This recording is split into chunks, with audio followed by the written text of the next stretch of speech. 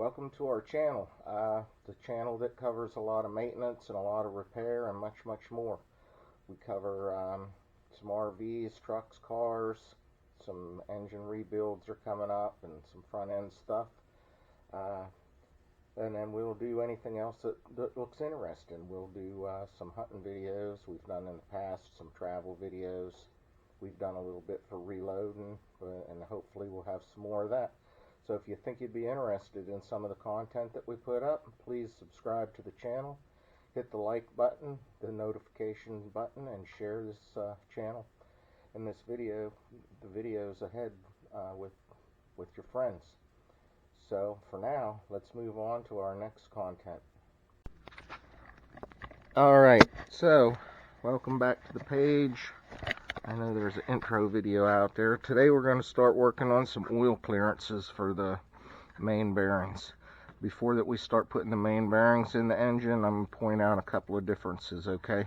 These ones here, solid. These ones here have a line in them.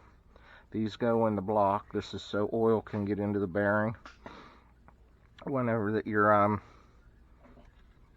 whenever the engine's running. This is your thrust bearing on this engine here. It happens to go on the number 3 main bearing. It's the same way. It's got a hole in it so to allow oil in. So whenever that you put these in, I'm wearing some gloves. I try to keep my oily hands off of them because they have a tendency to have acid in the oil. So what we do is we make sure I've already wiped down these bearings, make sure they're clean in the back, and I make sure that I wipe down this block so there's no dirt or oil in there. And then I just push this bearing down in with the tang in place. Now a lot of people think that this tang keeps these bearings from spinning, and that's not a true statement. The tang is just there for bearing alignment.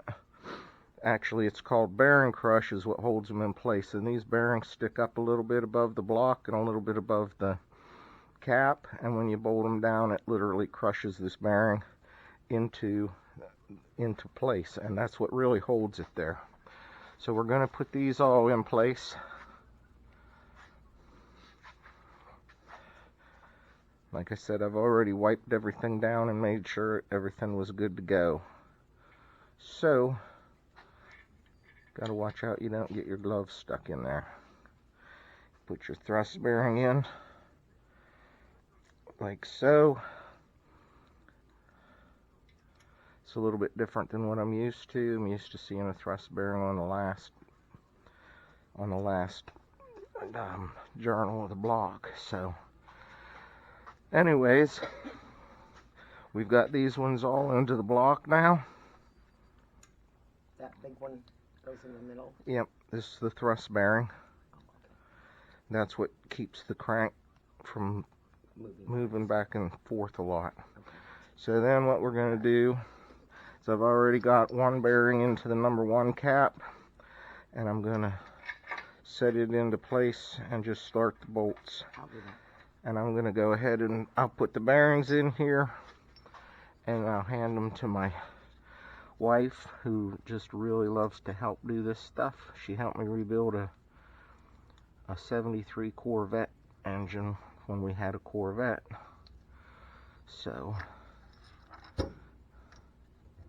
make sure that you don't get your gloves stuck in here and behind the bearing, because it can screw up your clearances really bad.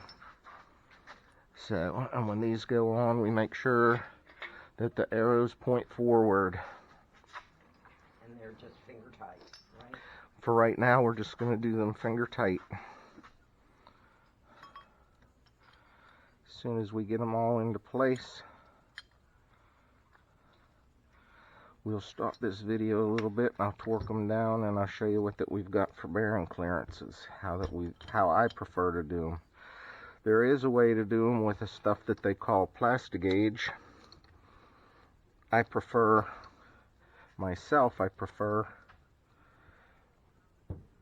to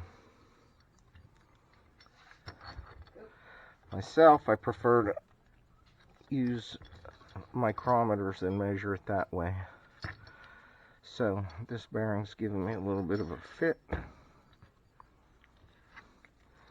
just because of the way it goes onto the cap. All right.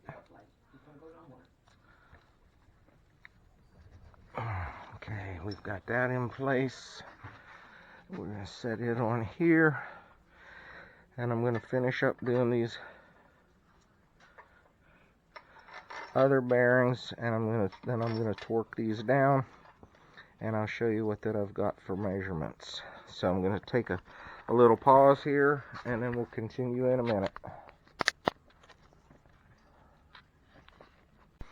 Alright, so we've put all the bearings in, we've torqued down the bearing caps. We went through, and the way I like to measure these is I take this inside mic, which is, it's not calibrated, so I don't, really trust what the numbers say on it, but I get my feel right here, and whenever that you do this, you gotta be very careful not to damage these bearings.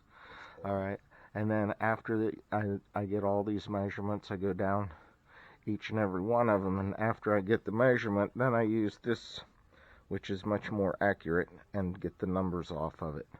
So that's how I've done this. So I've gotten all the numbers off of the inside diameters of the bearings, and then I go over here on the crank, which is freshly polished and pretty much ready to go in, but I'll go through and I'll measure all these journal sizes, main bearing journal sizes, and I'll subtract and make sure that the clearances are good, and they are. They're all pretty close to the 0.0015, which is in the spec. So that's how that I go ahead and get these main bearings measured for oil clearance. When it comes time to do the rod bearings, I'll do the same thing. I'll put the bearings in the rods, and I already measured the throws, and I'll just measure the rod bearings in there, do the math, and make sure the oil clearances are right. Now, a lot of people like to use what they call the plastic gauge, like I mentioned before, and what you do for that, you buy the plastic gauge that you need, you take these caps off with the bearings in there, set your crank down in there, and then you torque those all down to spec. Then you take them all off, and you take a little, the plastic gauge comes with a scale on it, and you lay it next to the plastic gauge, and it tells you what the clearance is. It's to me not quite as accurate as this, but one way or another, you want to make sure that you're close on oil clearances, because if you get too wide, you get no oil pressure. So with that, I'm going to close this video for the day, and we'll move on to another one maybe tomorrow. Maybe I'll set the crank in there and get everything in place. Have a great day.